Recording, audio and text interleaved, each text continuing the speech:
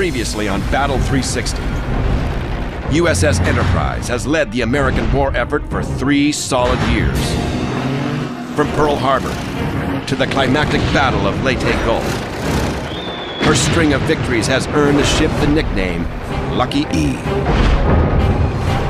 But this war is not over. Japan has unleashed a terrifying new weapon: suicide planes. Kamikaze attacks will bring Enterprise the highest casualties of the entire war. And the ship's fabled luck may be about to run out. USS Enterprise, a fighting city of steel. She is the most revered and decorated ship of World War II. On this 360-degree battlefield, where threats loom on the seas, in the skies, and in the ocean depths,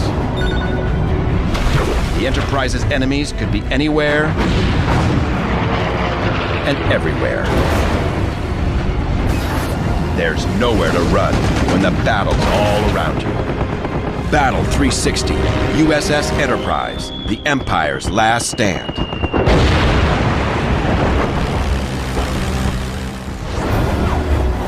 This series is brought to you with limited commercials by the men and women of Enterprise Rent-A-Car. January 10th, 1945, 3 a.m. A squadron of bombers and fighters launch off the deck of USS Enterprise. Commander Bill Martin asks the flyers of Enterprise to take on one of the most dangerous operations of the war. No one turns him down. He's the kind of an officer that he says, tonight we're going to fly into hell and back, and you'd go right with him. For 3 solid years, USS Enterprise has been leading America's war on the Pacific. No other ship has seen so much combat. No other vessel has won so many victories. This ship saw all of the high points of the war against Japan. She defeated Japan, not single-handed, but she was out there in the precarious times when nobody else was out there. She may have missed a few battles, but she didn't miss many.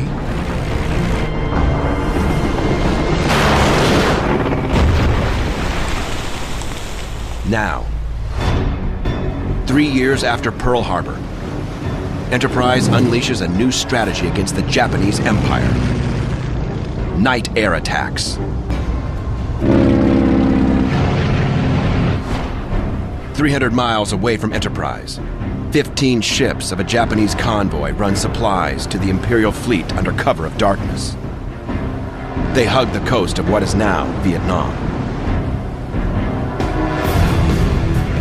The 21 Enterprise Nightbirds spot the fat target near dawn and go to work.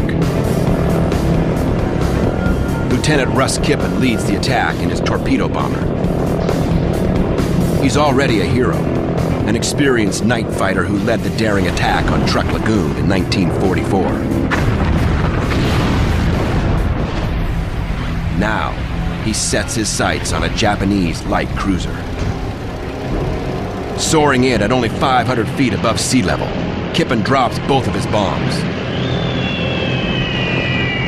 They bracket the cruiser, forcing her to veer off. Another bomber begins his run and hits a destroyer mid-ship. At the same time, Hellcat fighters tear up the decks of the ships with machine gun fire. The Hellcats have a new weapon in their arsenal: high-velocity rockets. Each fighter can fire off 6 rockets so powerful, they gain the nickname Holy Moses. They travel at over 1,300 feet per second, with a range of over 6,000 feet, and an explosive warhead that can penetrate armor.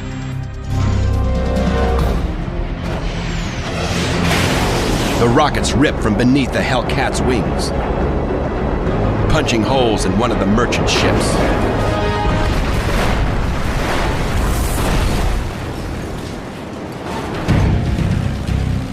When the Enterprise bombers break off the attack near dawn, 3 ships are sunk. 2 more are damaged and heading for shore. And another 2 ships are dead in the water. It's been a good night. This is the new face of warfare. A trail being blazed by Enterprise and her men as they lay claim to the night.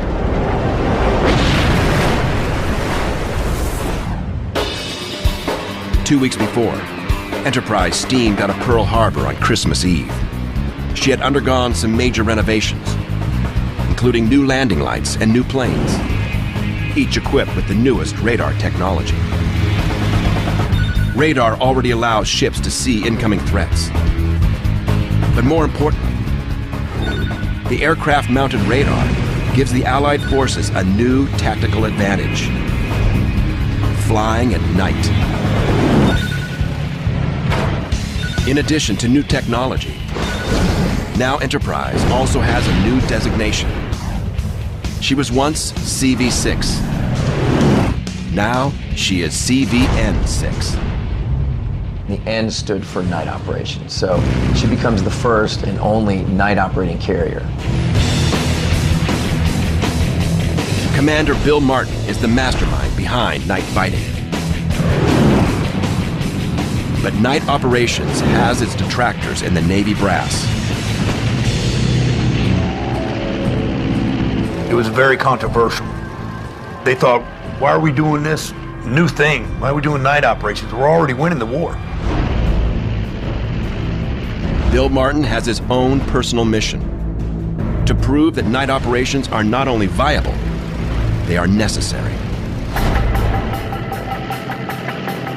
There's clearly a huge strategic advantage to be able to attack at night. If you can't find me, you can't shoot me. What are the disadvantages? Well, now your pilots have to fly a night mission, which is high stress physiologically, and then come back and land on a carrier at night. That's not easy.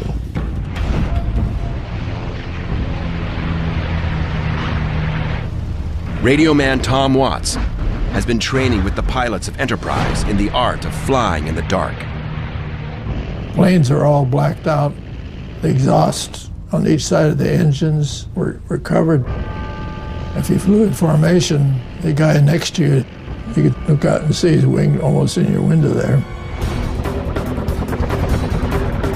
But if flying in the dark is difficult, landing is worse. Pilots must guide themselves through the dark to their home target using only radar. Then try to land on the bucking deck of the carrier with few visual cues. All they had for night landing was a little string of lights up the center of the flight deck. It's a tough job in the daytime, but at nighttime it's really rough.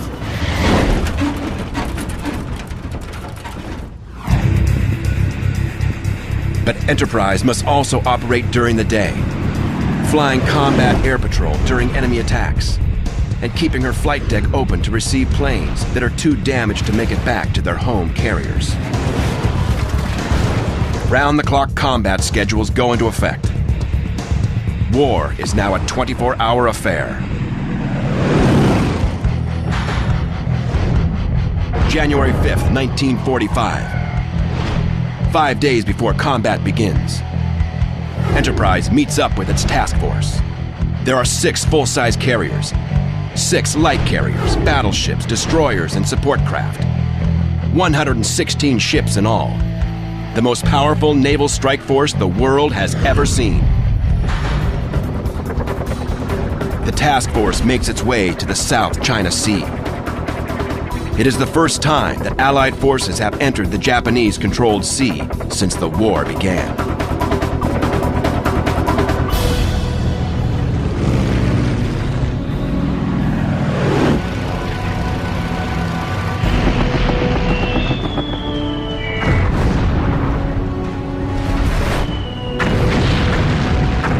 The night attack on the Japanese convoy is only the first strike. over the next 3 days, Bill Martin's night group bombs Japanese-held Saigon, Hong Kong, and Canton. The first strikes on these vital mainland ports. In less than 2 weeks, the pilots of the Big E fly 4,000 miles, sink 200,000 tons of shipping, and strike at the mainland outposts of Japan's empire. The night fighters are already proving their worth. 2 weeks later, Enterprise gets its biggest challenge. Target: Kure-Ran Harbor, Formosa. Objective: destroy enemy shipping and supply bases. Strategy: night attack with bombers.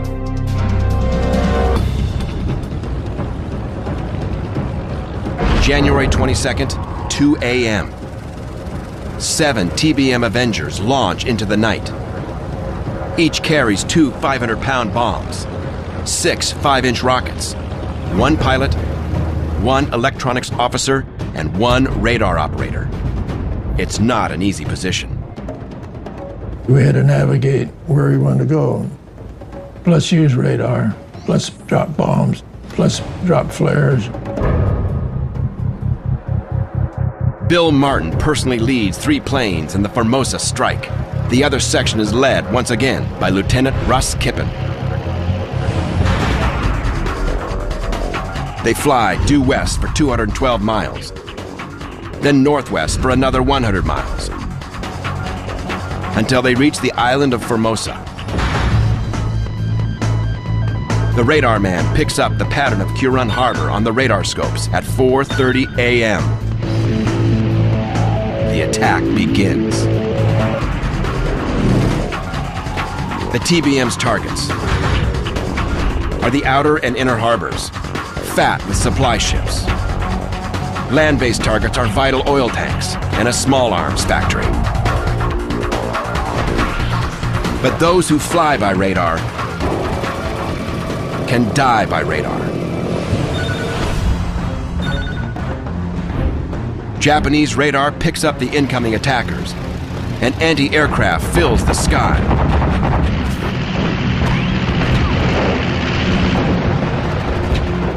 Bill Martin has a simple plan based on his intimate knowledge of radar operations. He climbs to 8,000 feet and flies toward the inner harbor, guided by radar. Japanese anti-aircraft point toward him.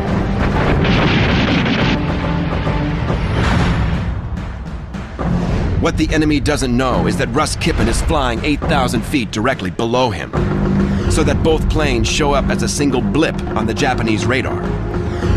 As the anti-aircraft targets the high planes, Kippen's Avengers soar in undetected.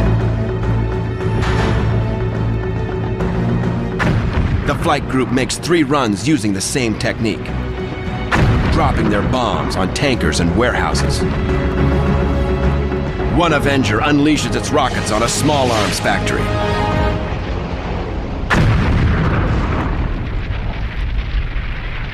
It makes a satisfying fireworks display.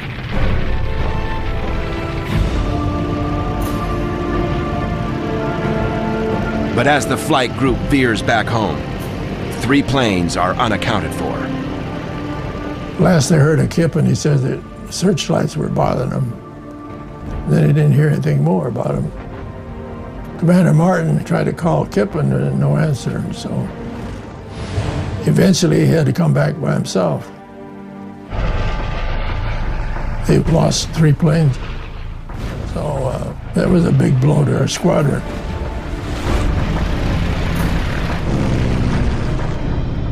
Despite their losses, the night bombers of Enterprise keep up the pressure on the enemy, with midnight attacks on the Japanese home islands, and even on Tokyo itself.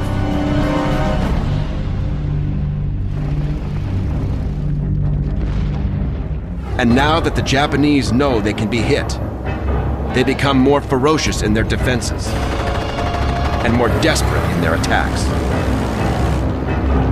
So for the Japanese, they're turning up the intensity. They're fighting more savagely. They're resisting with more and more stubbornness. Nowhere is Japan's desperate newfound ferocity more evident than at the tiny strip of Pacific land called Iwo Jima. It's a small island, but America needs it as an airbase to launch B-29 bombers to strike the Japanese mainland. And the Japanese have no intention of giving it up.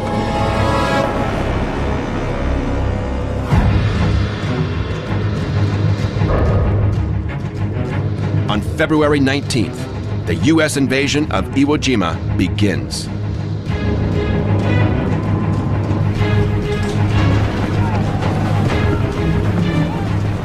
While Marines storm the beaches and fight inch by inch, Enterprise fighters will keep an average of 50 flights over the island every 24 hours, non-stop for 7 full days. A feat unequaled in the war. But the results of this punishing drill speak for themselves. On sea, on land, and in the air. There was not one successful enemy air attack on the Marines or the beachhead. All the time we were providing combat air patrol at Iwo Jima from the 21st of February until the 10th of March.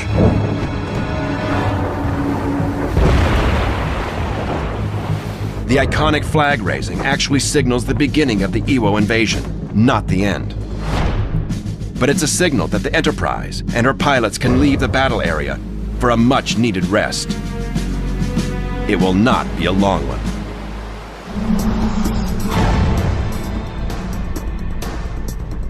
March 18th, 5:17 a.m. Enterprise floats near Iwo Jima as the first flights return from their night bombing raids. Enterprise radar spots a formation of aircraft 75 miles away and closing fast. But they can't tell if the planes are friend or foe. At 7:30 a.m., the men of Enterprise see the formation themselves. It looks like an American squadron. A single plane breaks away from the group 500 feet above sea level and begins a shallow glide toward Enterprise. We watched it coming, and she looked just like a TVF. Nobody fired at it. All we could see was the front. And she kept coming and coming and coming. But at 200 feet away, the horrifying truth hits. And suddenly we realized this wasn't a friendly airplane. And he literally was flying just a few feet above our flight deck. It's a Judy dive bomber. The Big E's 20mm guns rattle out their response. But it is too late. Only a few feet above the flight deck, the Judy opens her belly door and drops a 550-pound bomb. I thought, oh God, that's the end of us.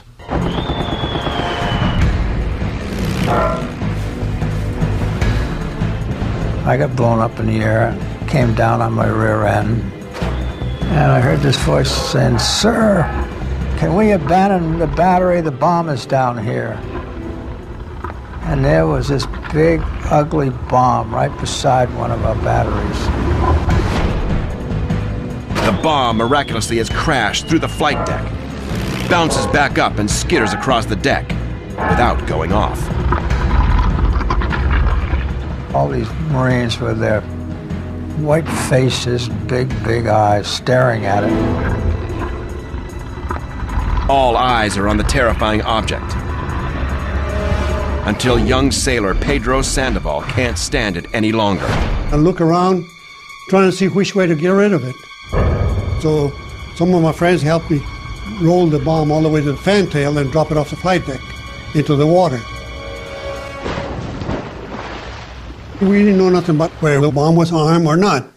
We just went out there to get rid of it. It is a direct hit at point-blank range. and it turns out to be a dud. Lucky Enterprise, once again, earns her nickname. But incredibly, the war is about to get even closer to Enterprise.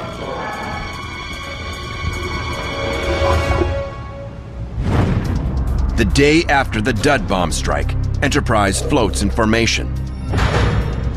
At the far side of the task group, carrier USS Franklin launches fighter strikes against the Japanese harbor of Kobe. At 7 a.m., an enemy dive bomber plunges from the sky. It hits Franklin with two 550-pound bombs, both fore and aft. Franklin is not as lucky as Enterprise was the day before. The bombs are devastating, causing gas planes to explode, sending fires throughout the ship, blowing men overboard.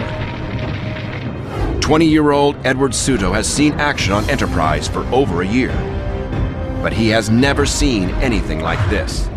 We were there when she got hit. She had over 40 explosions.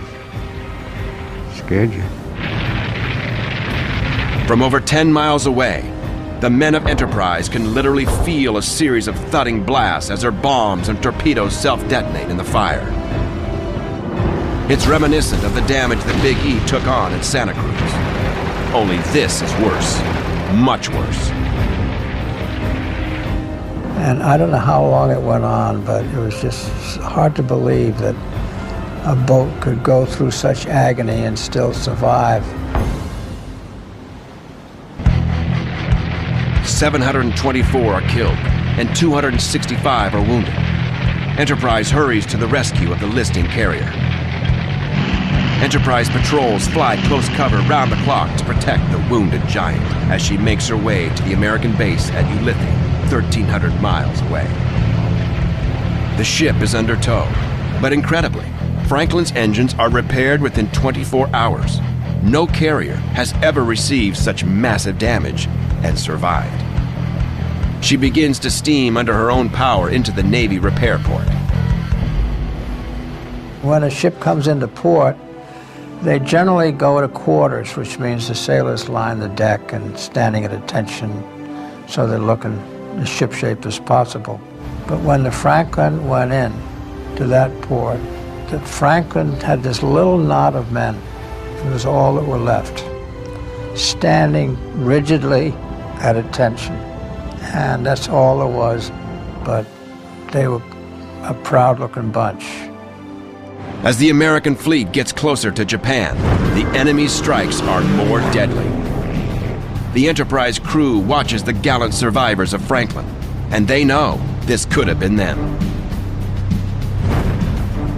The next day, it will be Enterprise's turn. March 20th, Enterprise returns to her base of operations off Okinawa. They expect an attack from the same flyers who hit Franklin. They are not disappointed. The initial wave of Japanese dive bombers appears at 4 p.m. The first assault comes from a diving Judy. 2,000 feet above Enterprise, the bomber drops its 500-pound payload.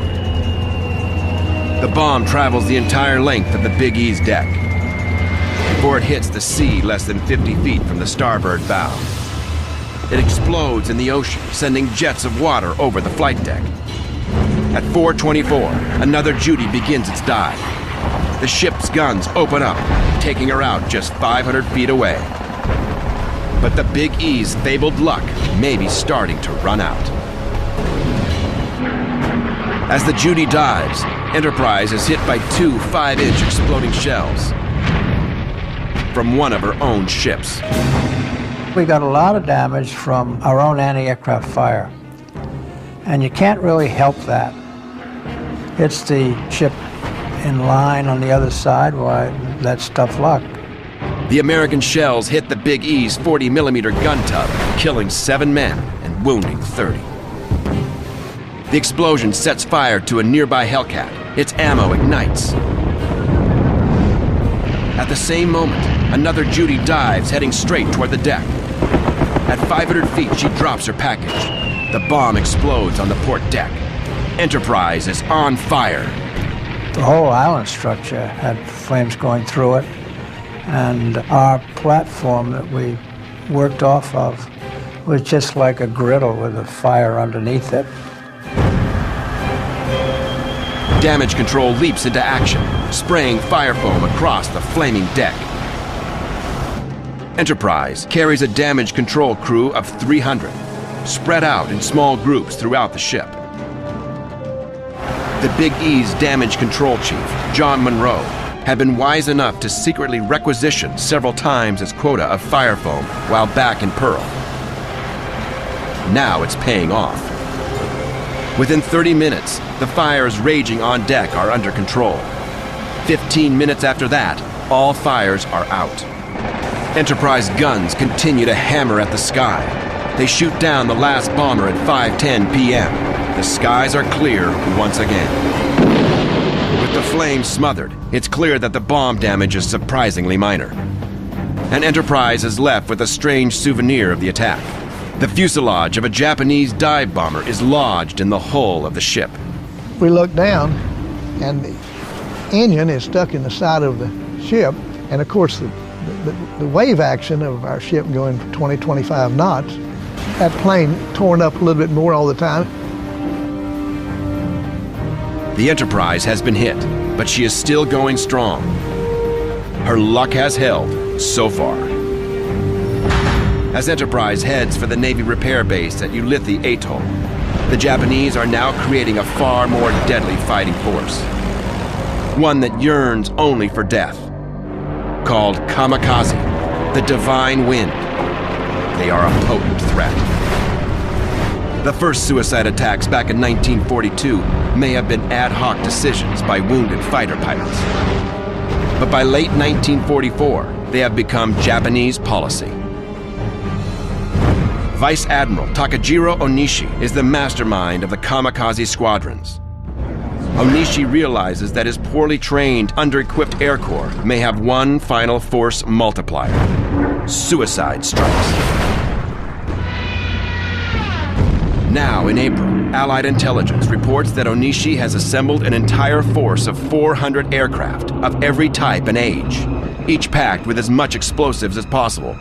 It is Japan's final defense of its homeland. Sometimes the kamikazes are portrayed as desperate, as fanatical, and I don't necessarily think that they should be construed in such a way.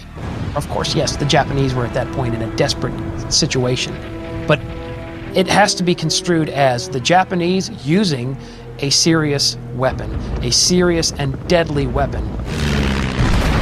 To the crewmen of Enterprise, the kamikaze are confusing, inexplicable, terrifying. It made your skin kind of crawl. You didn't know what was going on in their minds. You didn't know if they were going to do that again. It changed the whole complexion of the war. You can't rationalize. We're not coming from the same place. It doesn't make any sense. It's pretty scary. The Japanese are willing to sacrifice their best, and the tactics are working. In March, America launches an assault on the islands closest to Japan. It is the final act of the long Pacific War. And like any great stage drama, the last act is the most spectacular and the deadliest. Target, Okinawa. Objective, take and hold the islands as a staging ground for the final invasion of Japan itself. Strategy, support the Army and Marine invasion and fly protection missions over the 500,000 Allied fighting men attacking the island. The invasion begins April 1st. It will last 92 days. Enterprise has a crucial role as part of an Allied fleet of 1,300 ships.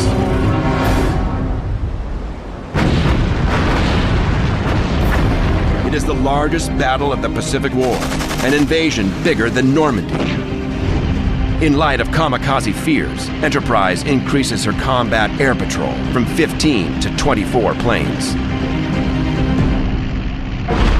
April 11th, 1945, at 1:30 p.m., The first of the dreaded kamikaze force makes its long-awaited appearance.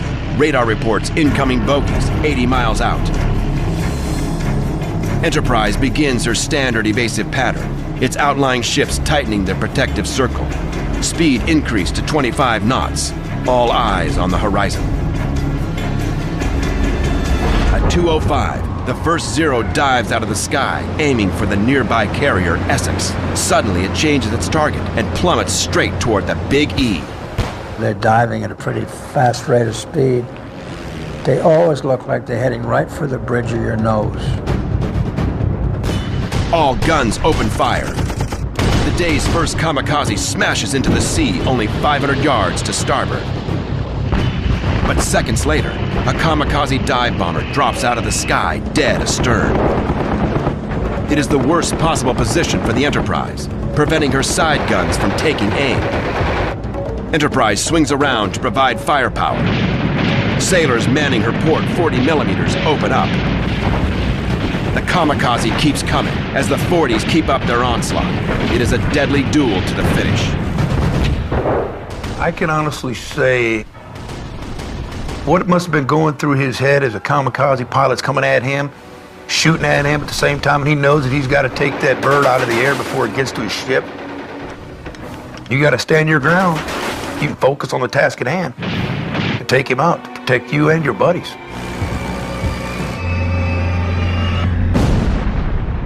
The duel ends when the bomber hits the hull at full speed. The kamikaze attack ruptures 8 fuel tanks and floods the torpedo blister. Surprisingly, there are no casualties. And as damage control gets to work, the attacks continue. At 3 p.m., another dive bomber is shot down only 25 feet off the bow. But as she hits the water, her bomb goes off, sending flaming fragments onto the deck of Enterprise. A Hellcat still in the catapult bursts into flames. Damage control moves quickly and catapults the flaming fighter into the sea. Another kamikaze begins its run and is shot down. Then another. And another. By nightfall, 6 kamikaze assaults have been foiled. Enterprise has been hit. 5 men have been wounded. But the ship's famous luck has held.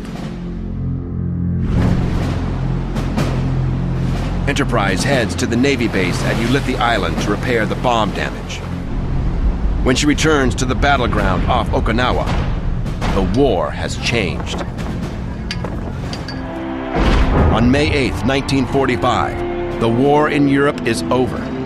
The Nazi menace has been put to rest, and people across America cheer and celebrate. But in the Pacific, there is no end in sight. Enterprise steams back to Okinawa, where the brutal battle is entering its 8th relentless week. Evening, May 12th, 1945. 16 torpedo bombers take off into the dark from the Big E's flight deck. Bill Martin intends to put the night bomber experiment to the ultimate test. Target: the airfields in Kyushu, Sasebo, and Nagasaki. Objective: stop the kamikaze attacks. Strategy: suppression bombing.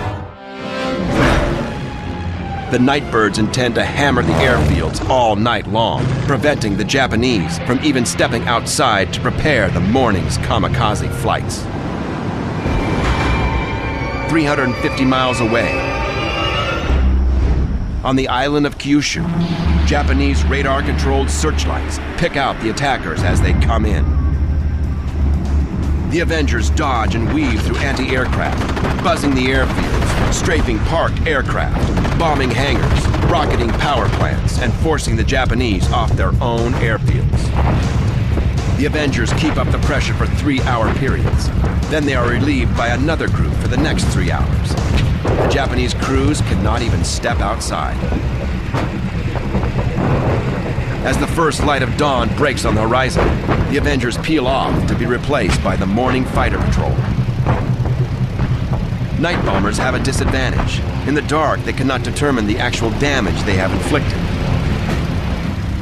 But above the American fleet anchored off the coast of Okinawa, the results are clear by midday. Not a single Japanese plane is seen in the sky. Not a single attack on any American ship in the task force for the entire day. And that proved why our night operations were so valuable. Throughout the night, we scraped and hammered the Japanese airfields. So the very next day, there was not one single Japanese airplane that even got into flight and attacked one of our ships. Bill Martin has proven the deadly effectiveness of radar-guided night operations. Martin's night operations experiment has worked. 2 days later, the exhausted night patrols land aboard Enterprise after another successful raid on the home islands. It is 5:30 a.m., May 14th.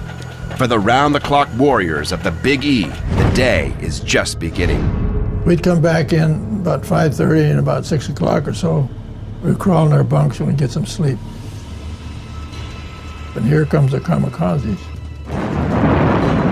The 5-inch would open up, and that'd wake us up. So then we'd sit up in our bunks.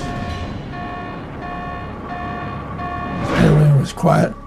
Then we'd crawl back in our bunk, try to go back to sleep. At 6:10 a.m., a new set of bogies are detected by radar. 12 groups, several miles out. The Enterprise crew members prepare for another kamikaze assault. Within minutes, the first suicide plane begins its run, headed directly for the center of the Big E's deck. Enterprise's guns open up. To the crew's surprise, the kamikaze takes no defensive action and is quickly shot down.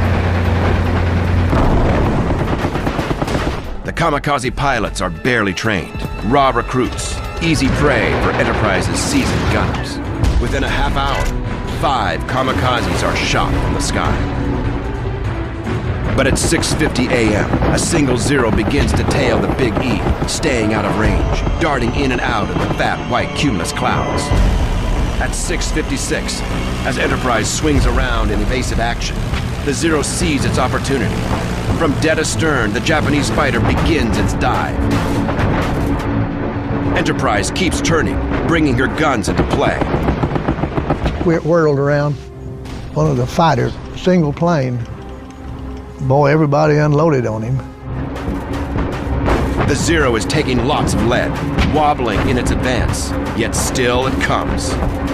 Now the 20s are firing directly across Enterprise's decks, and it looks like the ship's luck will hold. He flew down our port side, up about 200 feet, I'd say. And I thought, you know, he's going to overshoot. Thank God he missed us. Then, to the shock of all on board, the Zero rolls left, turns upside down, and perfectly, elegantly dives straight down into the ship's #1 elevator.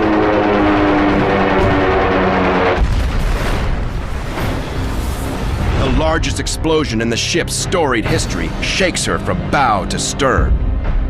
5 decks below, the Zero's 500-pound bomb goes off with such power that the entire flight elevator flies straight up into the air.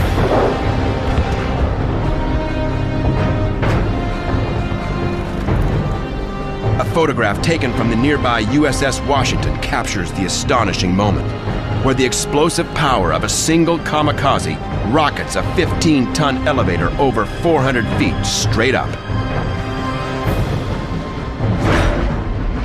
Started to get up. All this stuff started coming back down, pieces of flight deck and beams, and I don't know what all had been blown up in the air. It seemed like forever that it was coming down on top of us. Like a knife to the heart, Enterprise has been hit as never before. Fire fills the elevator shaft and hangars. The flight deck is blasted and buckled.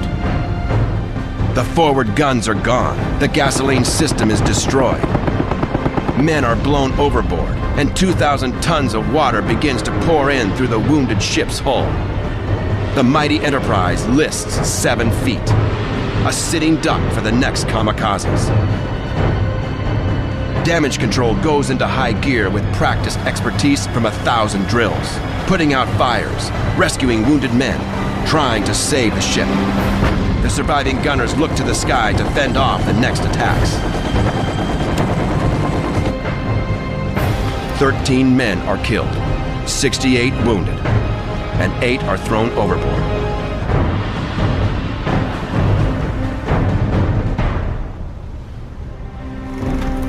When the dust settles, so to speak, and you call off the numbers, and Walter Kyle's missing. 19-year-old Marine Walter Kyle has manned a gun on Enterprise for over a year. There is no sign of him amid the destruction. And his gun was pretty much closest to the explosion. The barrel was bent, and so on. We figured he must have gone over the side.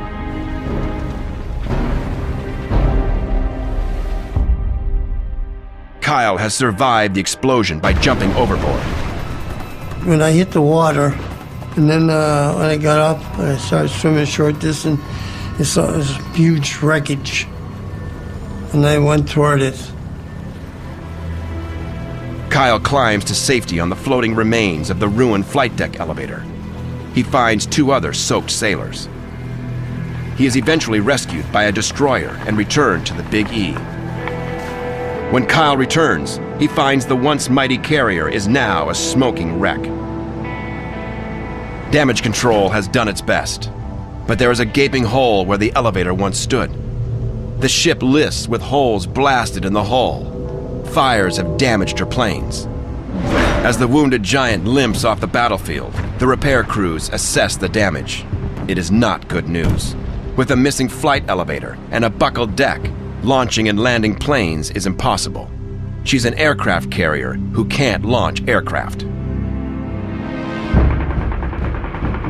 In nearly 4 years of war, the Big E has survived multiple attacks from air, sea, and beneath the waves. It took just one pilot with suicidal intent and brilliant flying skills to do what the rest of the Japanese Navy could never do: take Enterprise out of the war. The wounded Enterprise must return home for repairs, not just to Pearl Harbor, but to the States, Bremerton, Washington. That was the end of the war for us. We hated to leave because the war was still going on, but we could not operate, not the condition of the ship. June 6th, 1945, 1 year to the day since the Normandy invasion. USS Enterprise steams into her home port for major repairs. For the next 3 months, the crew of Enterprise remains landlocked, some taking shore leave, some visiting home, some continuing the daily tasks necessary to maintain this 32,000-ton steel city. Enterprise is still in dry dock in August when the Japanese surrender. Lloyd and I went into a bar in Bremerton to have a beer, and somebody came running in and said, "The war's over, the war's over." And I'll tell you, it was a great feeling. In Tokyo, representatives of the Emperor signed the unconditional surrender on the deck of the battleship Missouri. On the day of the surrender, Kamikaze Admiral Onishi writes a note of apology to the 4,000 pilots he sent to their deaths. Then he commits ritual suicide. The long war is over. The men of Enterprise breathe a sigh of relief, as does the rest of America.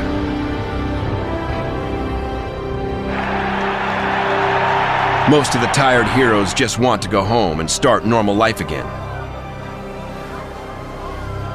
Sailor Edward Sudo is caught on newsreel film. There's a picture of on Victory at Sea. You see them all coming off, and they were all firemen and seamen.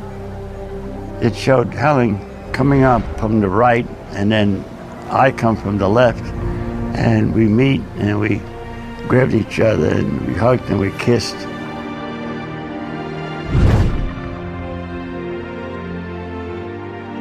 Then we walk off into the sunset. The war is over, but the carrier Enterprise is about to face her biggest challenge, and it may ultimately destroy her.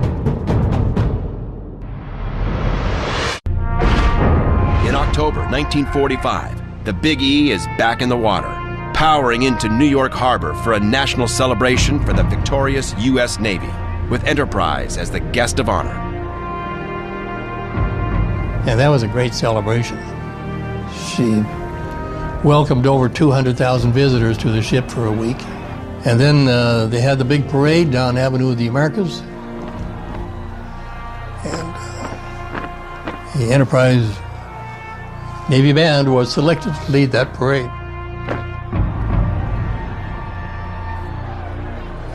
Thousands of curious onlookers come aboard the legendary ship, there to read her posted scorecard. 20 service stars, one for every major battle. 911 aircraft destroyed, 71 ships sunk. The most successful and the most decorated ship up to that point in the history of the U.S. Navy. In May 1946, a year after the war is over, Enterprise is back in dry dock and in limbo. The U.S. Navy looks to the future, and the future is jets. In fact, some of the first experimental jet fighters flew combat missions in World War II. Yet the Big E's decks and structure are not large enough or strong enough to support jet warfare. She is an honored warrior whose wars are behind her. The question remains, what to do with her? The U.S. Secretary of the Navy suggests that Enterprise become a floating museum, calling her the one vessel that best symbolizes the Navy in the war. Admiral Bull Halsey leads an effort to raise money for an Enterprise museum, but it is not to be. The Big E, greatest warrior of the Pacific, is finally sold for scrap. They couldn't save it. To sell it for scrap, that hurt. I cried.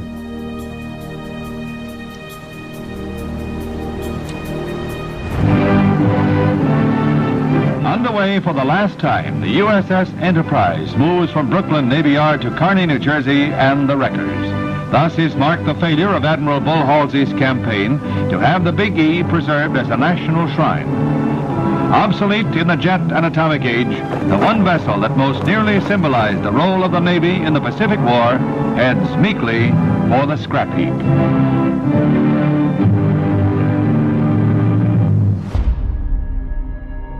Enterprise veteran Edward Suto watches the progress of the destruction over many months as he goes to work every day at the Ford factory in New Jersey.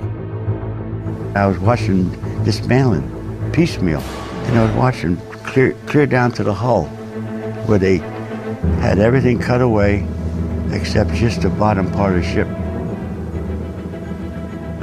It's heart-aching. To some veterans of Enterprise, the process is a crime. To others, it is a sad inevitability. I've seen what goes on these sideshow ships, and I don't like it. It's, kids running about and screaming, selling of candy and ice cream and so on, and it all seems to me just degrading. I always felt that the Enterprise was something truly noble, a great ship, and I didn't want to see her tied up. And some say the scrapping of the Enterprise is a testimony to her own success. At the end of World War II, this country got down to the business of being in peace. That we literally beat our swords into plowshares at the end of the Second World War. That really says a lot about our history. So we may not have the USS Enterprise today that we can go visit as a floating museum. But I think even that in and of itself illustrates the transition that occurred in this country. Enterprise may be gone, but her memories live on. I still love USS Enterprise CB-6. I think the Enterprise still has a personality today. It's, of course, gone to the scrap heap many years ago, but it's still living on in the hearts and minds of so many of us folks that are still living today. Some of her valiant warriors carry a piece of Enterprise in their hearts. Some carry a piece of Enterprise elsewhere. I still got a bag full of small pieces of shrapnel. That's my part of the Enterprise that'll carry me all the rest of my life. Every time I get a chest x-ray, it lights up. Many of the men of Enterprise remained in the military. Norman Dusty Cleese, one of the heroes of Midway, went on to a long Navy career, retiring as captain. Fighter pilot Donald Flash Gordon attained the rank of captain. James Jig Dog Ramage served in Korea and Vietnam and retired as a rear admiral. And Vincent Dupois of Fighting Squadron 6 attained the rank of rear admiral, and in 1961 became the first captain of the new Enterprise, America's first nuclear-powered aircraft carrier. And even now, more than 60 years later, stories of valor from the Enterprise are still coming to light.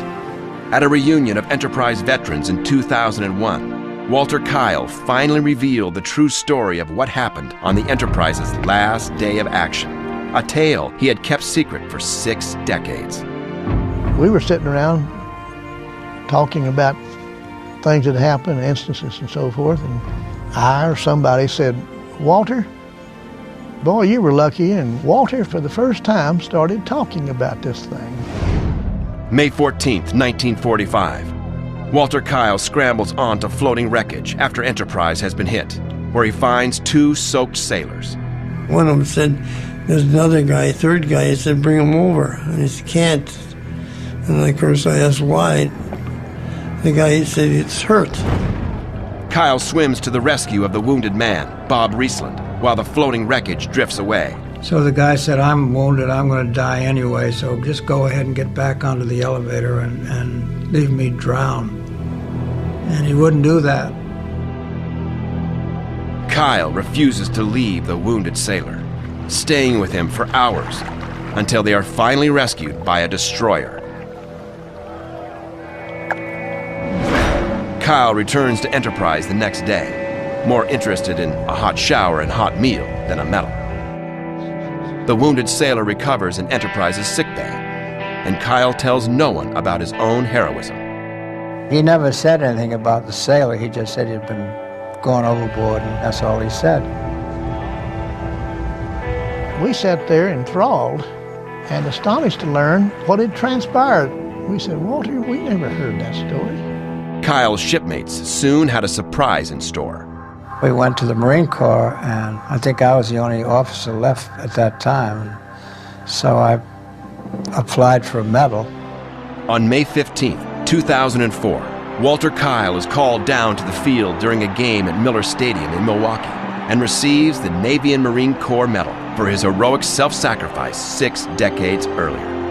No one was more surprised than Walter Kyle. I thought that it was done and it was over with in its history. Because you remember, it was 59 years had passed. And it never occurred to me that they'd do anything. Enterprise's spirit lives on. The story of USS Enterprise is the story of World War II. From her actions during the first attack on Pearl Harbor,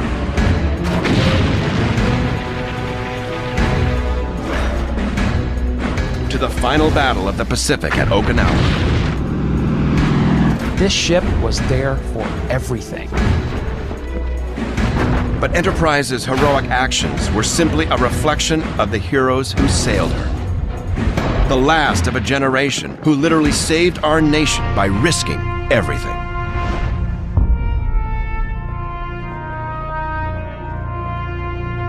I didn't see any glamour in it at all. All I saw was a lot of destruction, a lot of bad things. There's nothing glamorous about war.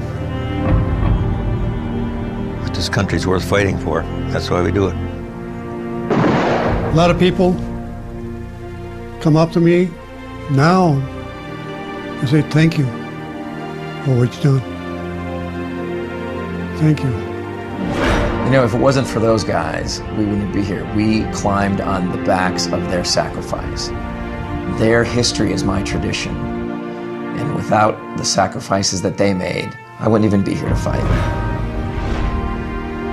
USS Enterprise was one of the greatest weapons in the arsenal of democracy. a fierce and deadly machine whose purpose was to win a devastating war. But to her men, the Big E was less of a weapon than a home. It was like a big mother hen or something to me. You know, you'd go out on 300-mile searches and you'd come back and here's a little beacon flickering and you'd home in on that beacon and get back aboard. You know, it just our home was taking care of us. Enterprise may disappear, and her men may die, but she is still one of the most decorated, most valiant, and fightingest ships in U.S. history. And Enterprise and her band of brothers will remain as beacons of valor, sacrifice, and grit, as long as her tales are told, as long as there are Americans who remember.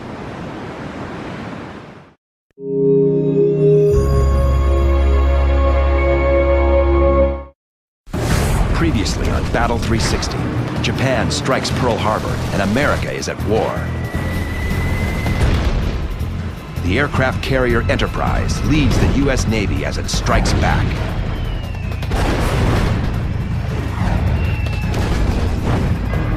Now Enterprise is about to face the massive Japanese fleet at Midway. USS Enterprise, a fighting city of steel. She is the most revered and decorated ship of World War II. On this 360-degree battlefield, where threats loom, on the seas, in the skies, and in the ocean depths, the Enterprise's enemies could be anywhere and everywhere. There's nowhere to run when the war is all around you. Battle 360 USS Enterprise. Vengeance at Midway.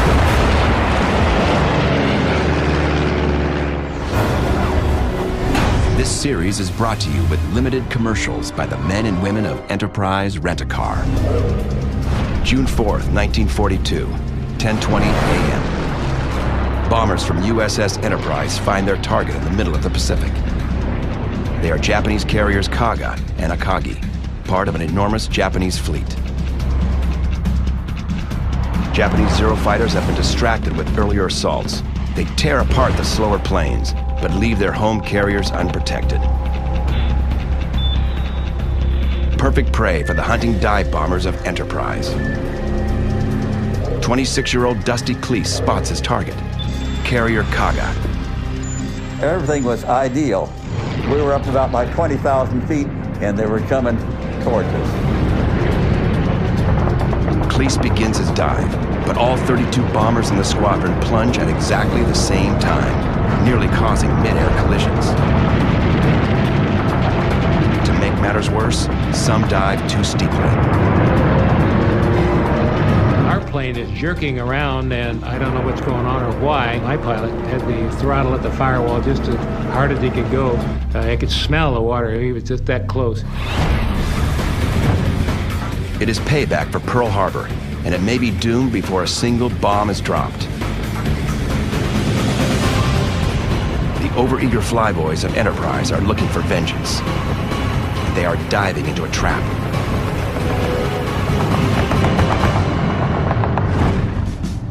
Flashback. The battle called Midway had actually begun 24 hours before. On June 3rd, 1942, USS Enterprise sails 900 miles from her home base in Hawaii, accompanied by fellow carriers Yorktown and Hornet. She is heading for a tiny American outpost on a remote atoll called Midway. 175 miles west, 4 Japanese carriers steam southeastward on a collision course. Imperial Admiral Isoroku Yamamoto plans to finish the job he started at Pearl Harbor. The USS Enterprise is what the Japanese really wanted to take out. Yamamoto knew that if he could take out our carriers, they essentially would win the war. The main force of Japanese ships headed toward Midway include 4 aircraft carriers: Kaga, Akagi, Soryu, and Hiryu. 7 battleships, 150 support ships, cruisers, destroyers, and tankers, 248 carrier aircraft, 16 float planes, and some 15 submarines.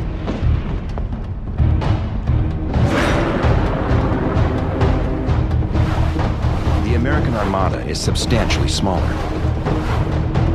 3 aircraft carriers, 50 support ships, 233 carrier aircraft, 127 land-based aircraft on Midway Island, and 8 submarines, outnumbered nearly 2 to 1. 6 months after Pearl Harbor, this is all that is left of America's Navy. The carriers were not present at the sneak attack, to Yamamoto's dismay. He said, "We have no idea what we've done." He was definitely disappointed and worried. Sinking those American carriers really became an obsession of Admiral Yamamoto's as the months after Pearl Harbor continued. Those aircraft carriers come back to make a bit of a pain in the neck of themselves by attacking the Japanese in February at the Marshall Islands. 3 weeks later, the USS Enterprise strikes the Japanese force occupying Wake Island. And a week after that, Enterprise strikes at Marcus Island, just 1,000 miles from Tokyo. Then in April, Enterprise escorts USS Hornet in the Doolittle raid against mainland Japan. B-25 bombers launch from Hornet and drop bombs on Tokyo and several other cities. The Japanese realize the home islands are vulnerable, U.S. Navy aircraft carriers are still out there and are still dangerous. So what we need to do is get rid of their aircraft carriers and then set up one more outpost further out into the Eastern Pacific. One carrier, Lexington, has already been sunk a month ago.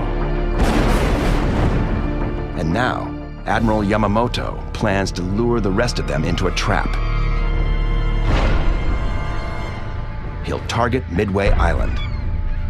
Midway is close enough to Hawaii that it will be seen as a threat to the security of Oahu and Pearl Harbor, and yet it's far enough away that American air power in the Hawaiian Islands can't really make its presence felt during the forthcoming battle. The American fleet has also lost one of its best leaders. Vice Admiral Bull Halsey has kept the Navy afloat for 6 months on nothing but sheer guts. Now he is out of action, felled by a rare variant of psoriasis, so severe he is hospitalized, his very life threatened. Admiral Chester Nimitz is still in command of the Pacific Fleet. Nimitz, a Texas native and a 41-year veteran of the Navy, is a shrewd and efficient commander. And though Nimitz is outnumbered and outgunned, he has an ace up his sleeve: the Japanese Code. The U.S. Navy has worked round the clock to crack the Imperial Navy's code. They determined that the Japanese plan an attack on a target called AF. But what is AF? Washington bureaucrats insist AF is Alaska's Aleutian Islands, the beginning of an assault on the U.S. mainland. But Admiral Nimitz believes the Japanese want the Pacific, not Alaska. The codebreakers come up with a ruse. They broadcast a radio alert saying that Midway has a drastic water shortage. Within 24 hours, the codebreakers have their answer. The Japanese Navy sends a coded message reporting a water emergency on target AF. Nimitz is right. AF is Midway Island. Admiral Nimitz has evened up the odds. The Japanese Navy is arriving in full force. But the Americans will be waiting. For the U.S., it is a true 360-degree battle. Target, Midway Island. Objective, protect the American base and inflict as much damage as possible on the superior Japanese fleet. Strategy, ambush with air, sea, and sub attacks. Nimitz knows that the Japanese will approach Midway from the northwest. So he sends his aircraft carriers, Enterprise, Hornet, and Yorktown, to a staging point 200 miles northeast of the island. When the Japanese carriers come within range, American bombers will attack. and all signs point to the 4th of June as the day the enemy ships will reach the battle zone. Dawn, June 4th, 1942. It's clear and quiet as USS Enterprise floats near the exact center of the Pacific. Scout planes search for the enemy carriers, but they are too late. Japanese bombers, Kates and Vals, get the first hit at Midway. A force of 109 Japanese aircraft appear over the atoll. They tear into the American base, exploding hangars and cratering runways. It is like Pearl Harbor all over again.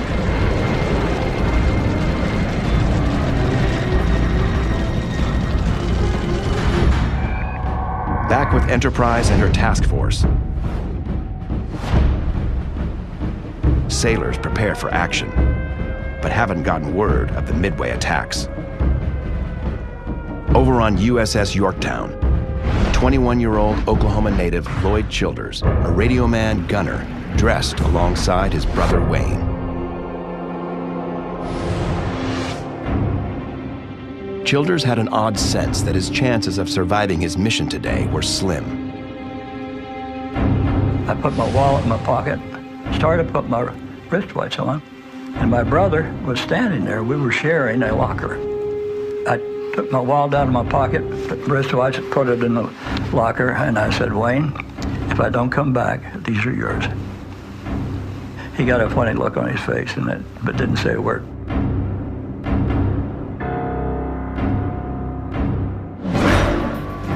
The morning's ominous tone gets worse when they reach the mess hall. It's a hearty meal of steak and eggs, a sign to the airmen that real trouble is ahead. Dive bomber pilot Dusty Cleese is a 26-year-old Naval Academy graduate from Coffeyville, Kansas. Now, we always knew that anytime we ever had steak and eggs, that was going to be a busy day. Somebody behind me says, "Last meal for the condemned men." 7 a.m. Reports of the attack on Midway reach the Enterprise. The flyers scramble to prepare for their launch. In Enterprise's ready room, pilots shake hands with one another, many for the last time. The ideal launch order is for the Wildcat fighters to climb into the sky first to protect the planes that follow. Then the torpedo bombers launch, followed by the dive bombers. The dive bombers are faster than the torpedo planes and can catch up. But it doesn't come off like clockwork this morning. Problems with plane jockeying on the flight deck cause delays. Some squadrons don't properly coordinate and become scattered. The problem from the American standpoint is that at this point in the war, we really don't understand how to use our carriers in company with each other. So when the American carriers finally begin launching their aircraft, they put them up in such a way that you have squadron-sized groups going off and doing their own individual searches for the Japanese rather than putting together a coordinated strike with torpedo bombers, dive bombers, and fighter escorts. SBD scout bomber pilot Dusty Cleese says goodbye to his friend Tom Eversole. Eversole pilots one of the slow, vulnerable torpedo bombers. His odds of returning from the battle are low. He knew that he was on a suicidal thing, you know. The torpedo bomber aircraft the men are flying, the TBD Devastator, is not a good airplane for the job. In the torpedo plane department, the Americans have real deficiencies. It's underpowered, it's slow, it has to launch its torpedoes at very low altitude and very low speed. Over on Yorktown, radio man gunner Lloyd Childers climbs into the back of his torpedo bomber, with his pilot, Harry Coral, up front. When we were strapped in and everything ready to go, I picked up the mic and I told Mr. Coral, "Today's my 21st birthday. Theoretically, today I'm a man, so let's celebrate." Moments later, Coral and Childers' TBD Devastator, lugging a 2,000-pound torpedo, roars down the flight deck and fights its way into the air. They'll have to fly nearly 2 hours to reach the Japanese ships.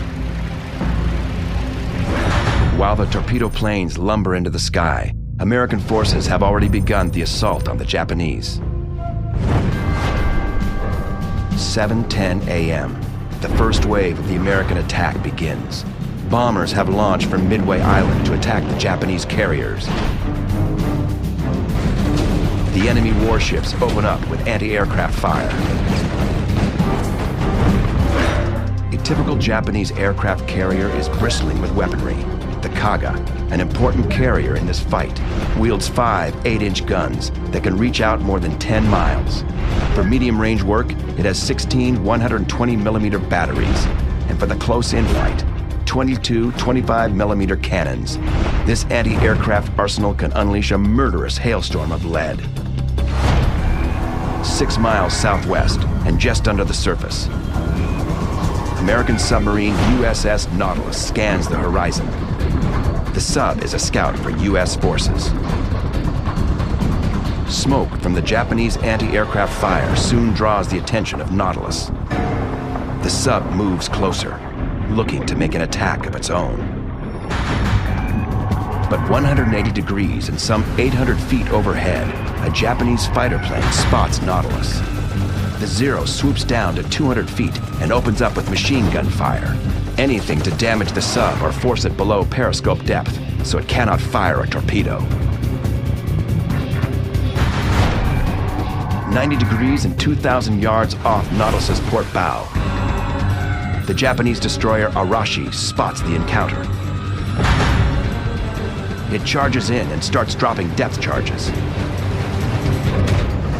A depth charge is an explosive device designed to sink a submarine with a powerful underwater explosion. A fuse set will activate at a predetermined depth, detonates the explosive.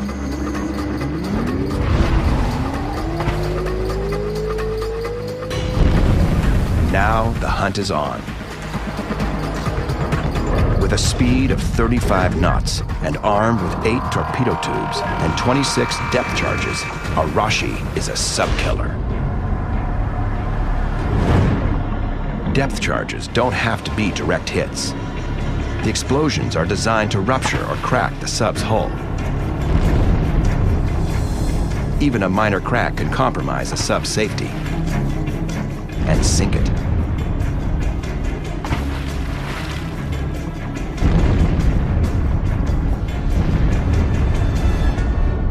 The explosions miss Nautilus, but the sub takes no chances and dives temporarily.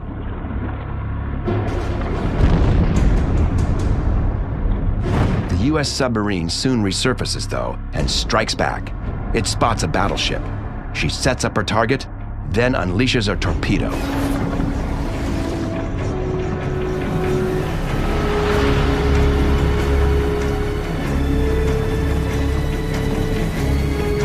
The American torpedo misses its mark.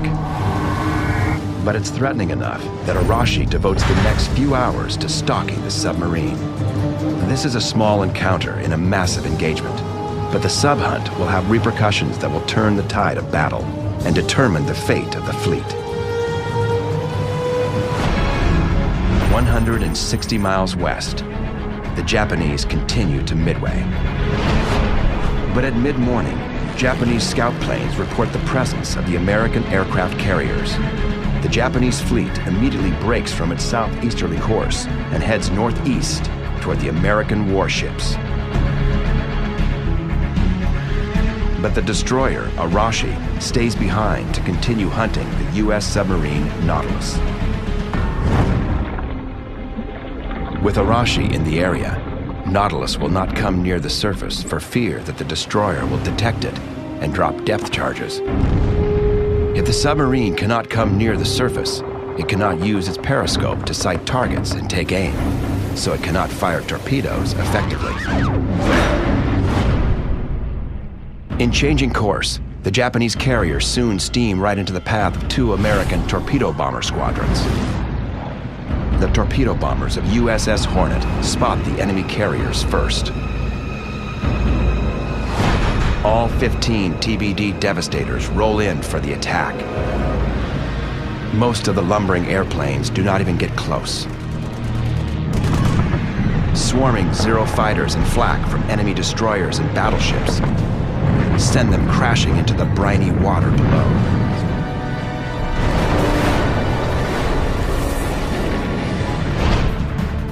A single pilot, Ensign George Gay, actually gets his Devastator close enough to drop his 2,000-pound torpedo.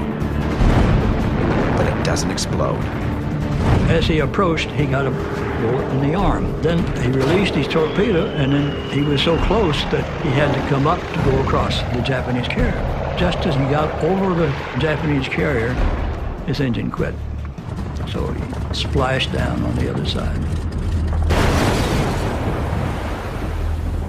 And he tried to get his gunner out, but he thought the gunner was dead because he had talked to him at one point and then he never heard from him again. Over the next few hours, George Gay will stay afloat using his life raft as camouflage, the sole survivor. 15 torpedo bombers and 29 men from the Hornet are all lost in a single attack. Ensign Gay is in the water less than 20 minutes when the torpedo bombers of USS Enterprise reach the battle area. As they drop close to the water to begin their attack, they too slam into ferocious anti-aircraft fire and attacks from Zero fighters.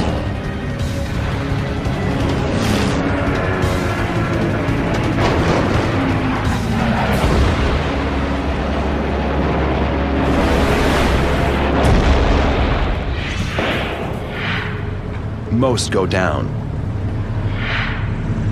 But 4 Enterprise torpedo bombers manage to escape the deadly barrage and will eventually make it back to the ship.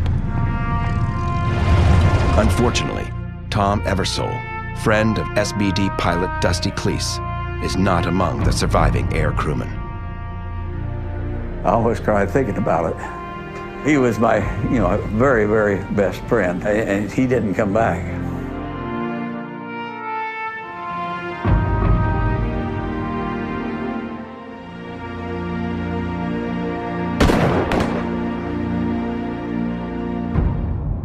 But at this point in the battle, Dusty Cleese has more things to worry about. Dusty is part of a dive bomber group well behind the torpedo planes. Heading up Dusty's air group is Lieutenant Commander Wade McCluskey, a 40-year-old Buffalo, New York native. He normally flies a fighter, not a bomber, and he's leading this group like a bat out of hell. He was a fighter pilot. His whole idea was, it's the one that hits first is the one that's going to win. So we were going at 190 knots. Dauntless dive bombers usually fly at 160 knots. At 190 knots, they may run out of fuel before they can return. Also among McCluskey's air group is Bruno Gaido. Back in February, Gaido's quick action and heroism diverted disaster when a suicide bomber targeted Enterprise at the end of the Marshall Islands raid. Gaido scrambled from his catwalk battle station to the machine gun in the rear seat of a dauntless dive bomber parked on the flight deck. He opened fire on the Japanese suicide bomber, forcing it to crash. Also flying in the squadron is 19-year-old radio man gunner Don Hoff. He is still getting adjusted to life aboard the massive floating city called Enterprise. The enlisted men's quarters are deep in the bowels of the Big E. It's nearly 2,000 bunks, 4 deep, where Hoff got a rude awakening on his very first night. My bunk was the bottom bunk, the one that's right on the floor. I was in there just in my shorts, and I woke up about midnight or so, and there was hot water that was splattering on me, splattering in my face, and I just hot on my chest, my stomach.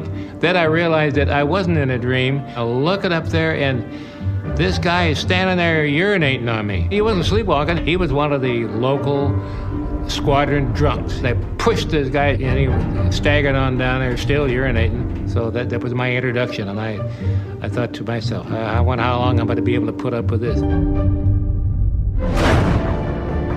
Now Hoff is in McCluskey's squadron, and they're in for a surprise.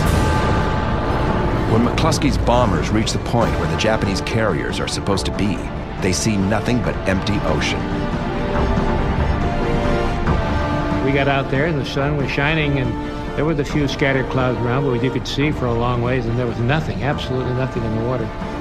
The dive bombers are unaware that the Japanese fleet has changed course toward the northeast, heading not for Midway, but for their real prey, Enterprise and her sister carriers. McCluskey faces a dilemma. If he keeps going, his squad will run out of fuel. We were getting right about the end of where if we have to continue to fly with a bomb load like this, we're going to have difficulty getting back. It was going to be close. If he doesn't turn back soon, his men will probably have to ditch in the ocean with no guarantee of rescue. On the other hand, the enemy can't be too far away, and the damage his air group could do to those carriers might save a lot of American lives in the long run. McCluskey makes a gutsy choice. He keeps going, risking a crash landing for his entire crew, for a chance to find the enemy and destroy him. And the decision soon pays off. Within minutes, McCluskey spots a tiny white wake in the ocean below. I saw McCluskey point out to the side, and I looked down there, and all I could see was what looked like a little tiny miniature ship down in the water. It's the Japanese destroyer Arashi, the vessel that had been stalking the submarine Nautilus. It has given up its search and is now powering back to the fleet. And that ship was not zigzagging, it was going at what they call flank speed, which means a big bunch of water coming up behind it. They were doing 35 knots or more, and he was heading straight. McCluskey wisely decides that if I just follow this ship back, he'll probably take me back to the Japanese carrier task force. McCluskey changes course and tails the Arashi. If the Enterprise flyers can keep from running out of gas, they may hit pay dirt. The Arashi points directly at the target, but before McCluskey gets there, another attack begins. The Japanese carriers are hit by bombers. Pilot Harry Coral and rear seat gunner Lloyd Childers buzz in with 13 other TBDs to drop their payloads. But Japanese Zeros intercept them in an instant. Zeros have a top speed of 330 miles per hour, a rate of climb of 3,100 feet per minute, two 20-millimeter cannons in the wings. To make this agile Predator even more lethal, there are two 7.7-millimeter machine guns in the engine cowling. There was a Zero coming head on. He came right in a real steam tank over us. So I wanted to get a burst in, but I pressed the trigger. Gun was still on safety, didn't fire.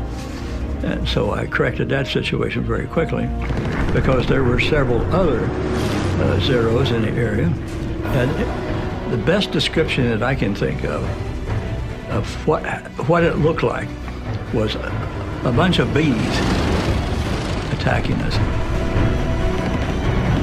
Japanese Zero pilots are talented and disciplined flyers with years of experience.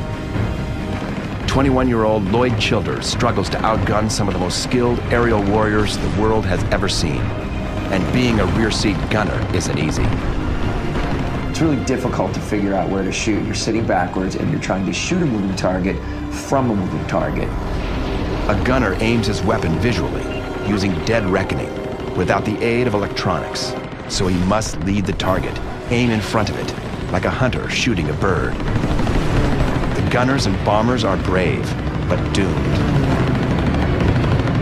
For the third time today, American torpedo planes begin to fall from the sky.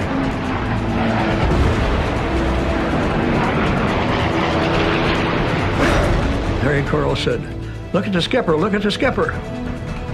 And I been around to look, and then I was looking right in the face of my boss, the chief radioman, and the plane was in flames. And I was looking at the chief's eyes. At first, his expression was, "What's going on?" Question mark. And then fear. He had figured it out. The airplane was burning furiously. We were obviously flying very, very low.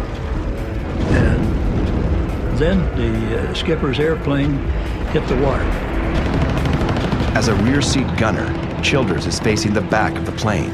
so he can shoot at Zeros attacking from behind. The Japanese fighter planes normally swoop down from above, so he's scanning upward. But he soon gets a surprise from the opposite direction.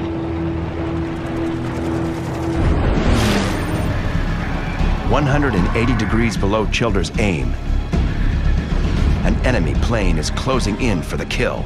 I looked down, and the hair stood up on the back of my neck. In an instant, the enemy has climbed to Childers' level.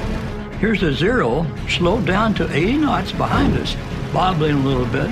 He's out of ammo, and he's trying to cut our tail off with his prop. Childers can't just open up wildly, because he'll shoot the stabilizers off his own plane. He takes careful aim through his machine gun's pipper, or sight. I had the pipper below our horizontal stabilizer, and using the Japanese pilot's face as a target, I pushed the trigger, and he disappeared. But Lloyd Childers' 21st birthday is far from over. Another wave of Zeros is coming at him. I was shooting at the attacking Zero when I felt that I was hitting a leg. And I thought it was one bullet hit me, but actually it was two in the fleshy part of my thigh. That was a surprise. For some reason, I didn't expect it. Also a surprise because it didn't hurt. Moments later, Childers is hit yet again, this time just above the ankle of the other leg. This wound is painful, but the young man keeps up his fire at the enemy. The Yorktown torpedo bombers score no hits. Most are shot down before they ever get close enough to drop their torpedoes. The score: the Japanese have shot down 25 planes, Americans, none. But the Yorktown's disastrous attack inadvertently brings a lucky turn of events for the Americans. The Japanese fighters were focusing on an incoming torpedo plane attack from VT-3, Yorktown's torpedo squadron, and were forgetting to look around them to see if there were additional attacks coming in. The Zeros have temporarily left the Japanese carriers without air cover. And at just that point, Wade McCluskey and his Enterprise dive bombers appear on the horizon, like the cavalry riding to the attack. McCluskey has followed the Japanese destroyer Arashi directly to the big prize, the Japanese carrier fleet. This is the moment bomber pilot Dusty Cleese recognizes his target, the Kaga. I could see these two great big ships, you know, that were closest to us, and then a smaller one that was farthest away. The two ones closest had to be the Akagi and the Kaga. Lieutenant Commander McCluskey immediately orders an attack, giving instructions for the air group to split in two, with one squadron attacking the Kaga and the other attacking the Akagi. When they sticked forward and nosed over and they looked down on the Japanese fleet, it had to have been an incredible feeling. And they were headed directly into the wind. Boy, that's the perfect place to make an aiming spot on ships. Heading into the wind helps a bomber and bomb stay on course. A crosswind can alter the trajectory of both. The air group begins its dive, but there's confusion initially. Everyone goes for the same ship at first, the Kaga. We almost had some mid-air collisions because we had two squadrons that were both starting to try to dive on the same aircraft carrier. Fortunately, one of the squadron commanders, Dick Best, alertly recognizes the error and breaks off with two other planes to attack the Akagi. At the same time, back with the main bomber group diving on the Kaga, confusion has caused the pilot of Donald Hoff's plane, James Dexter, to dive his bomber at a much steeper angle than he'd intended.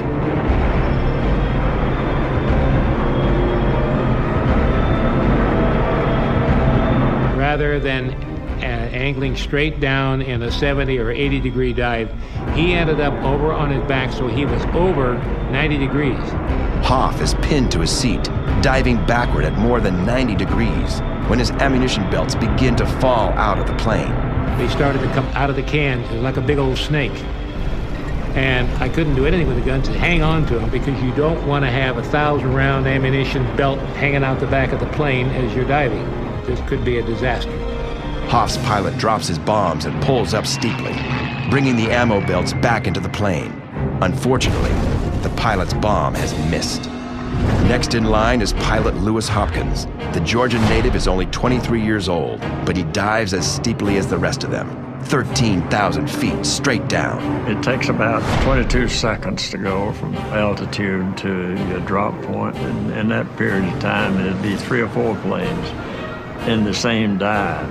And so you could see the dives ahead and you could see the bombs where they were falling. And normally you drop at 1,500 feet. And I think everybody went right down to 1,500 feet.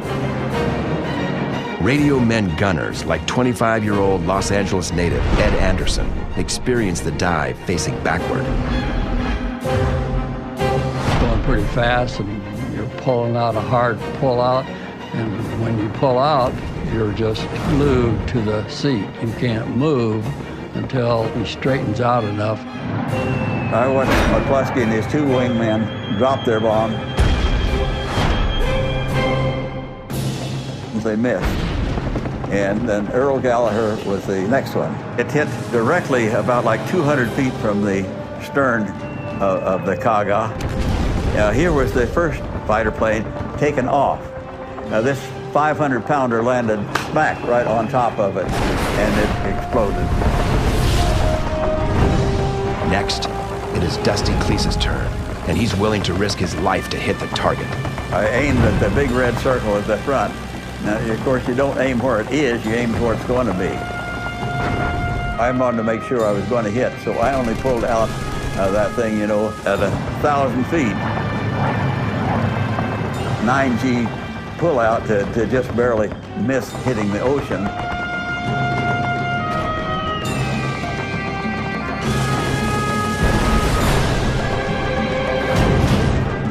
It hit just the rear rim of that big red circle. This thing went way, way down below deck. James Dexter and Don Hoff also pull out very close to the water. I was looking right at the side of the ship, and of course there were other planes that had hit with bombs and with explosions, and there was smoke and fire. And about that time, he made a real sharp turn to his left. Dexter has pulled the sharp left to avoid a Japanese cruiser up ahead. What they started doing, they started jinking, which means that they made a series of movements like this here, trying to make it a very difficult target for that cruiser to hit them.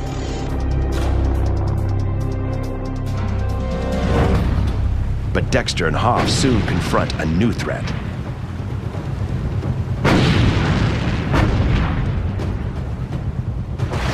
Suddenly, in front of us are these big columns of water that are exploding, coming up in front of us. And of course, he's zigzagging, and he starts zigzagging yet or jinxing again. The enemy cruiser is firing shells out in front of the retreating planes to alert Zeros overhead to their presence. The columns of water caused by the explosions are deadly obstacles. And if you're not watching it, you fly into a column of water, and it's just like flying into concrete.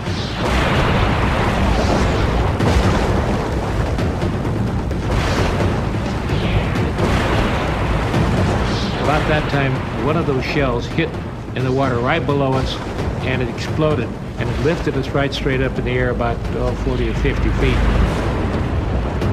Even so, Dexter and Hoff managed to escape unscathed. The other pilots also make it clear without serious mishap. USS Enterprise is still 150 miles ahead of them.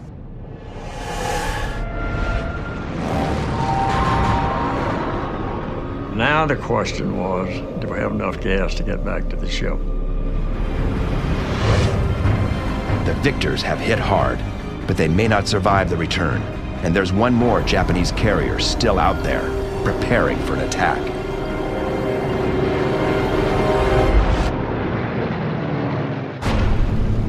June 4th, 1942, the Battle of Midway. Enterprise's first attack on the Japanese fleet is breathtaking. The outnumbered flyers of Enterprise have wreaked havoc on the Imperial aircraft carriers. Kaga has been hit by the better part of 2 dive bomber squadrons from Enterprise, and she is utterly demolished. She is left burning from stem to stern almost instantaneously with a very heavy loss of life.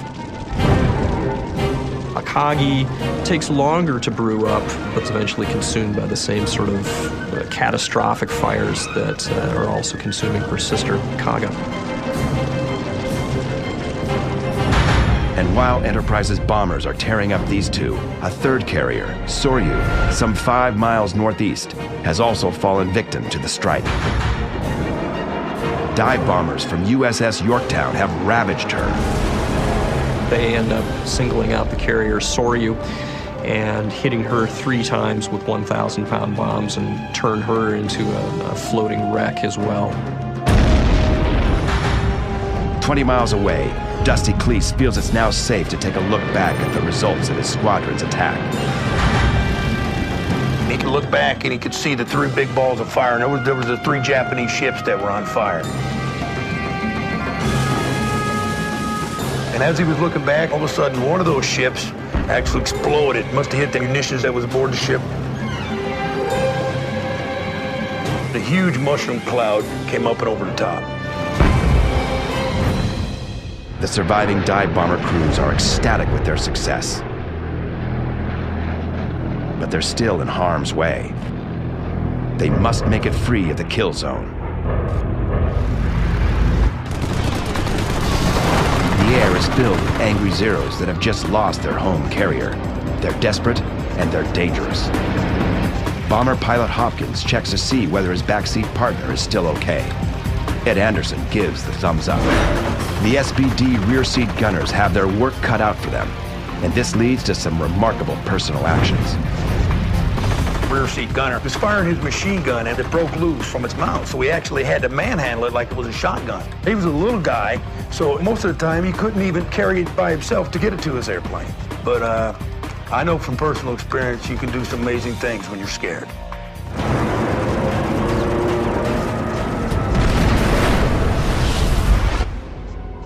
But no extraordinary physical effort can save rear seat gunner Bruno Gaido and his pilot Frank O'Flaherty. This aircrew will pay a high price for the morning's accomplishments. As the buzzing Japanese Zeros counterattack ferociously, bullets from the guns of the Zeros perforate the fuel tanks on O'Flaherty and Gaido's plane. Fuel leakage eventually causes the duo to ditch in the ocean. They survive the crash, but they're discovered by the Japanese and fished from the water by an enemy warship.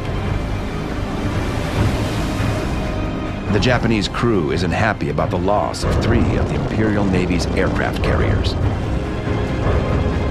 Now there's only one Japanese carrier left, the Hiryu.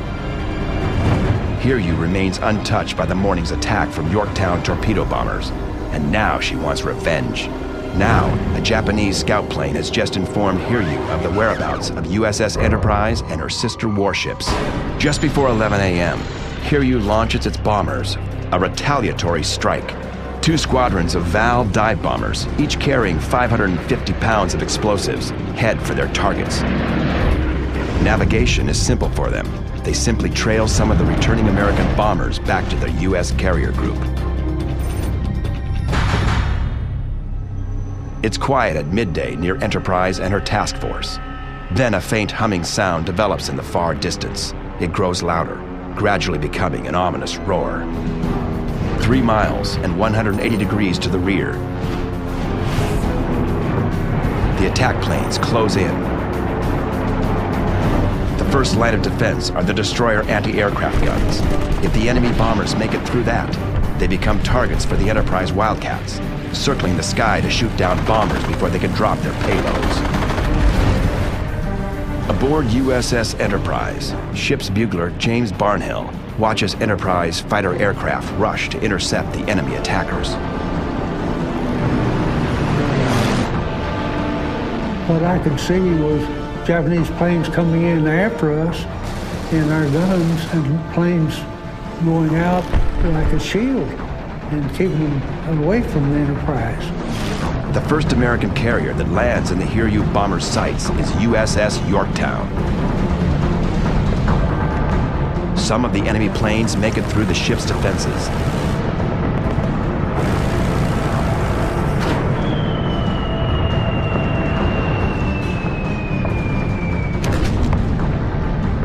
And 3 bombs make direct hits on Yorktown's flight deck.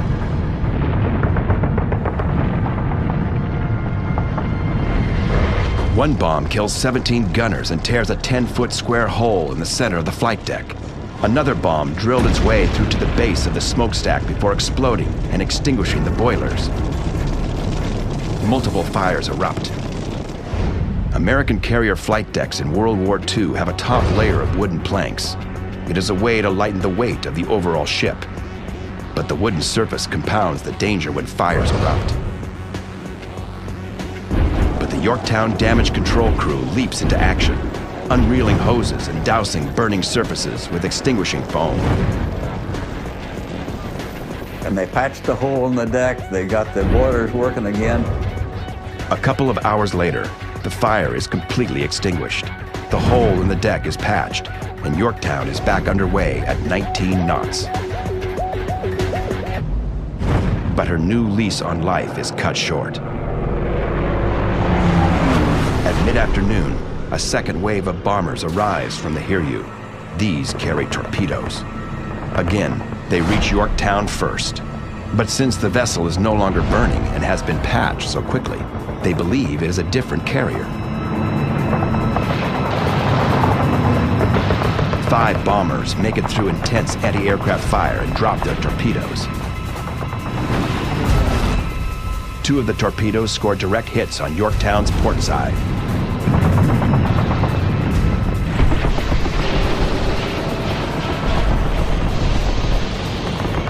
Again, the fires are extinguished, but this time, the damage is too severe to be repaired quickly. The listing deck is a serious problem for Yorktown's flyers. One aircrew that must bypass Yorktown is wounded rear seat gunner Lloyd Childers and his pilot Harry Coral. We came back to the Yorktown and looking at it, noticed immediately there was about a 30-degree list. And she was dead in the water. The angle means the Yorktown's aircraft have no place to land. Childers and Coral buzz the deck desperately, seeking a safe landing. Childers' brother Wayne is on deck. He fears his brother's foreboding from this morning has come true as the plane buzzes past. Wayne waves to show that he's okay, running the whole length of the ship, trying to get his brother to wave back. There is no response. Badly wounded in both legs, a bullet lodged just above his right ankle. The young gunner has lost an alarming amount of blood and is struggling to remain conscious. His brother can't tell if he's alive or dead. I had my head down, and when I'd straighten up, I'd start to pass out. So I didn't look up very often. I was keeping down like this, and that's why I didn't wave, but I did look. There's only one hope for the stranded flyers of Yorktown. The deck of Enterprise. Now the Big E does double duty. Home base for both her planes and those of Yorktown. But Childers' torpedo bomber is badly damaged. They are forced to ditch in the ocean within sight of the carriers. A relieved Wayne Childers can see his brother is safe as he is fished out of the water. Lloyd Childers began the day thinking it would be his last. In fact, it has been one of the most successful days in the fleet's history. So far. But there's one more enemy carrier out there, and attacks from her bombers must be put to a stop. Enterprise launches her squadrons for a final run. Their goal, the carrier Hiryu, the enemy vessel that has mortally wounded Yorktown, and some of the pilots carry a grudge. It's a composite group from Yorktown flyers being launched from the Enterprise and Enterprise's own flyers that discover the Hiryu later in the afternoon. After more than an hour in the air, the dive bombers from Enterprise and Yorktown come in range of Hiryu. Pilot Earl Gallagher is leading this attack. He plunges toward the carrier. Just as he dropped his bomb, the Hiryu made a tight turn, you know, like this thing. And so his bombs landed exactly right where it should be, you know, if the ship hadn't made that tight turn. So I had made these corrections to hit the bow. When Cleese dives, he doesn't make the same mistake. It's a direct hit. It just took that front end of the Hiryu and it, like a taco, it just rolled it back on top of itself. And of course it made that ship totally useless. The bow of Hiryu is torn apart.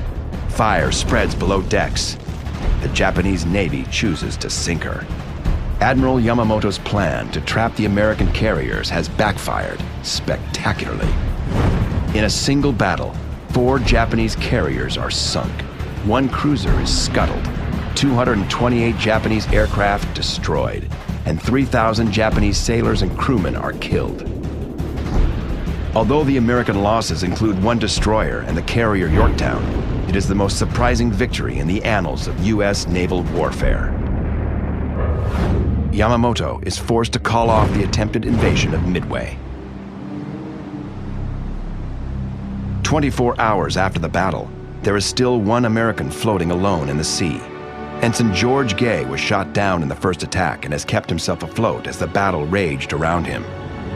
He is finally fished from the water by a float plane. Gay is taken back to Enterprise, where he soon tracks down fellow torpedo bomber crewman Lloyd Childers, recovering in sickbay.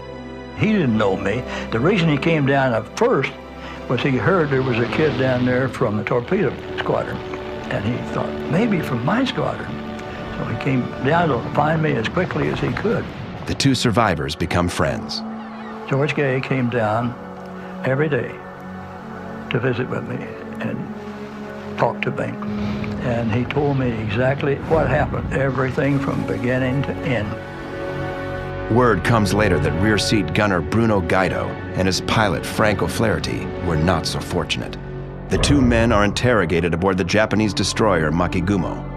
Angered by their crushing defeat, the Japanese crewmen aboard Makigumo bind Gaido and O'Flaherty with ropes, tie weights to their feet, and toss them overboard to drown.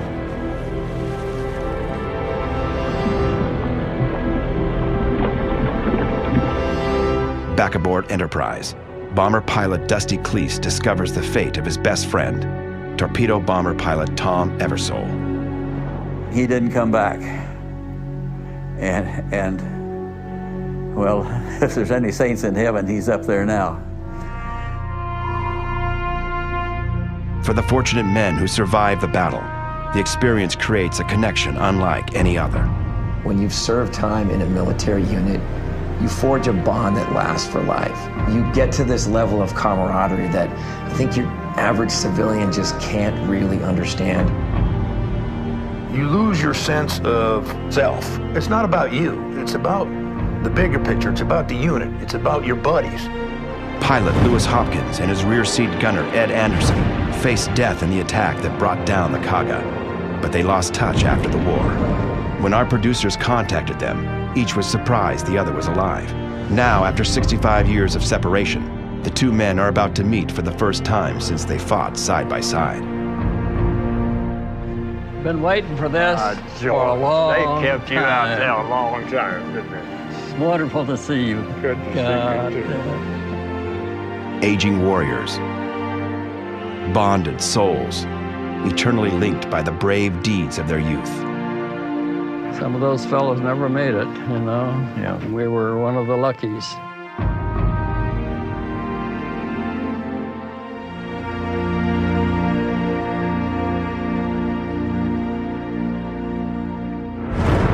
The epic naval clash off Midway Island changed the face of the Pacific War.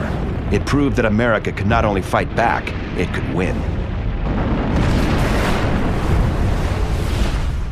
The Japanese Navy has faced tremendous loss. They sent their finest fighters and failed. Hundreds of them were their very best pilots, and they never recovered. The Japanese don't possess the capability of replacing those assets, whereas the sleeping giant sitting back in North America was just getting started. Admiral Yamamoto and the Japanese High Command are shaken. They have awoken the giant and felt its wrath. In his headquarters at Pearl Harbor, Admiral Nimitz can admire the results of Enterprise's work at Midway. But codebreakers have bad news. The Japanese intend a new assault, with its eventual goal the invasion and occupation of Australia.